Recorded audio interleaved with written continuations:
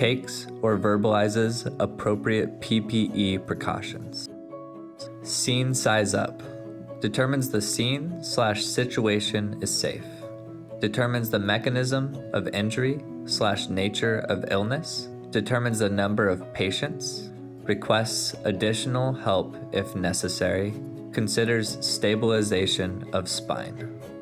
Primary survey/resuscitation. Verbalizes general impression of the patient. Determines responsiveness/level of consciousness. Determines chief complaint/apparent life threats. Airway. Opens and assesses airway. Inserts adjunct as indicated. Breathing. Assess breathing. Assures adequate ventilation. Initiates appropriate oxygen therapy. Manages any injury which may compromise breathing/ventilation. Circulation. Checks pulse. Assess skin, either skin color, temperature, or condition.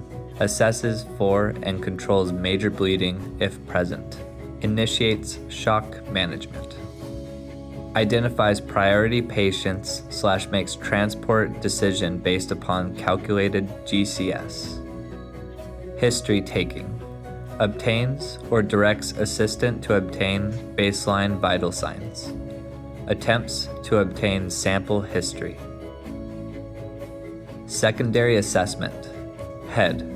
Inspects mouth, nose, and assesses facial area. Inspects and palpates scalp and ears. Assesses eyes for pearl. Neck. Checks position of trachea. Checks jugular veins. Palpates cervical spine. Chest. Inspects chest. Palpates chest. Auscultates chest. Abdomen/pelvis. Inspects and palpates abdomen. Assesses pelvis. Verbalizes assessment of genitalia/perineum as needed. Lower extremities.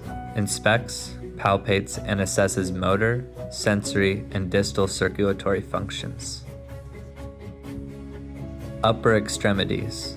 Inspects, palpates, and assesses motor, sensory, and distal circulatory functions. Posterior thorax, lumbar, and buttocks. Inspects and palpates posterior thorax. Inspects and palpates lumbar and buttocks area. Manages secondary injuries and wounds appropriately. Reassesses patient. Critical criteria. Failure to initiate or call for transport of the patient within 10-minute time limit. Failure to take or verbalize appropriate PPE precautions. Failure to determine scene safety. Failure to assess for and provide spinal protection when indicated. Failure to voice and ultimately provide high concentration of oxygen. Failure to assess/provide adequate ventilation. Failure to find or appropriately manage problems associated with airway, breathing, hemorrhage, or shock hypoperfusion. Failure to differentiate patient's need for immediate transportation versus continued assessment/treatment at the scene. Does other detailed history or physical exam before assessing/treating threats to airway, breathing, and circulation. Failure to manage the patient as a competent EMT.